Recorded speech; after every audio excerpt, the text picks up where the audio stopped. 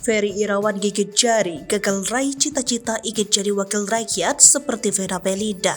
Cita-cita jadi wakil rakyat hancur. Ferry Irawan gigit jari karena ulahnya sendiri yang tega melakukan KDRT terhadap Vena Melinda.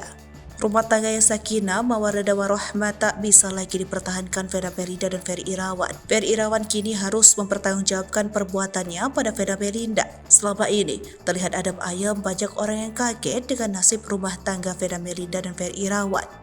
Sebelum kasus KDRT mencuat, Vena Melinda dan Ferry Irawan rupanya punya rencana untuk terjun bersama ke dunia politik.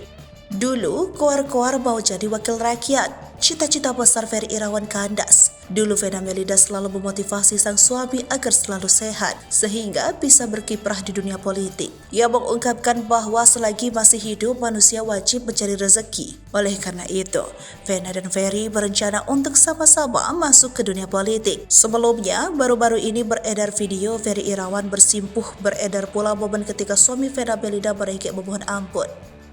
Ia berulang kali menyebut nama panggilan sayang untuk Vena Melinda. Ferry Irawan bahkan meminta ampunan atas kesalahan yang dilakukannya.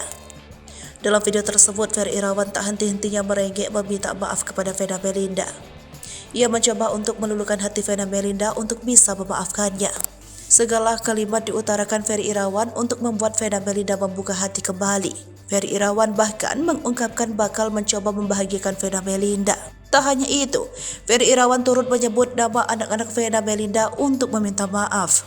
Ia pun menyesali belum mampu menjadi suami yang tidak KDRT dengan Vena Melinda. Sementara itu, Ferrell bereaksi tegas kepada Ferry Irawan.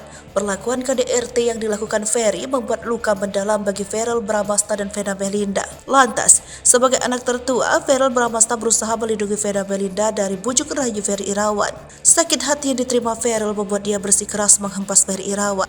Sebelumnya, Ferrell Bramasta mendukung pernikahan Vena hanya karena ingin melihat sang bunda bahagia. Ia rela melihat Vena Melinda kembali menjalin kehidupan sebagai istri dari Ferry Irawan.